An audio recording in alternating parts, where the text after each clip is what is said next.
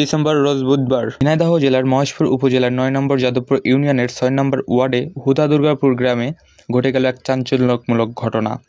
হ্যাঁ দর্শক, দেখছেন দৈনিক জয়সাগর নিউজ। আমি রিপোর্টার মোহাম্মদ রেদওয়ানুল ইসলাম রিপন আছি আপনাদের সাথে।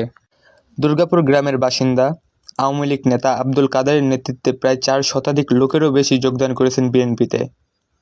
তারা সবাই মিলে একটা গ্রাম্য বৈঠক করে, আর সেই বৈঠকেই নিজ নিজ দল ত্যাগ করে যোগদান করেছেন বিএনপিতে।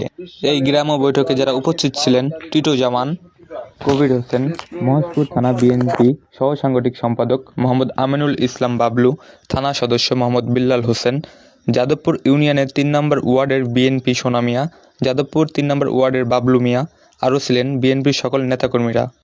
চলুন দর্শক, এবার শুনে আসা যাক আওয়ামী লীগ নেতা আব্দুল কাদেরের মুখে তারা কেন আওয়ামী লীগ ত্যাগ করে বিএনপিতে যোগদান করেছে।